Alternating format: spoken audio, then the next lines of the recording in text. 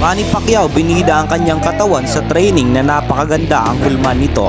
Hindi lang yan mga idol, kahit meron pang 3 araw para sa kanilang official weigh-in ni Mario Barrios ay wala itong naging problema sa pagkuha ng timbang dahil po sa ngayon ay nakuha na nito ang tamang timbang ayon sa kanyang conditioning coach na si Justin Fortune. Ay 147 pounds na ito sa ngayon. Ayon naman kay Manny Pacquiao mga idol ay talagang inaasahan niya na magiging matindi ang sagupaan nila ni Mario Barrios sa ibabaw ng lona dahil si Barrios daw ay malakas, mabilis at may stamina sa laban. At hindi niya daw ito minamaliit bagkos ay mataas na dekalibreng boxer ang tingin niya dito.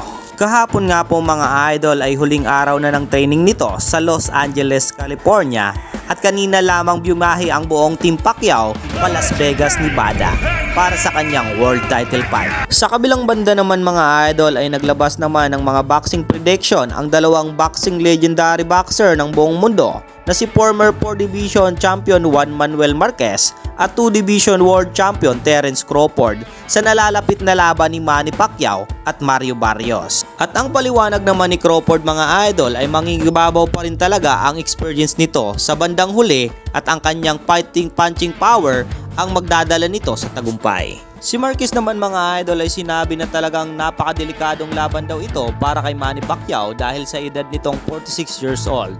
Pero ganun pa man ay malaki pa rin ang tiwala nito kay Manny Pacquiao dahil alam daw nito ang kanyang ginagawa at paniguradong makakahanap ito ng paraan para manalo sa laban.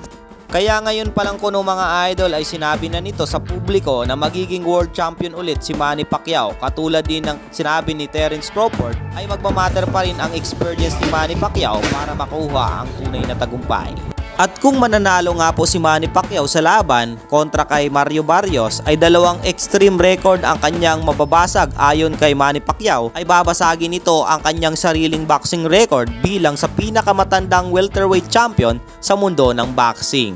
At ang pangalawa naman mga idol ay ang maging isang active champion matapos mapabilang sa International Hall of Famer ng boxing. Wala pa pong nakakagawa ng ganyang bagay mga idol. Kaya kung sakali mga idol ay si Manny Pacquiao pa lang ang makakagawa nito.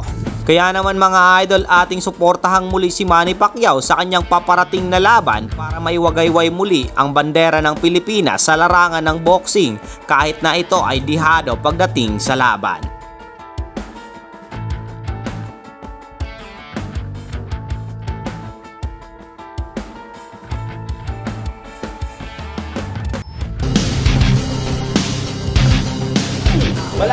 Balahi.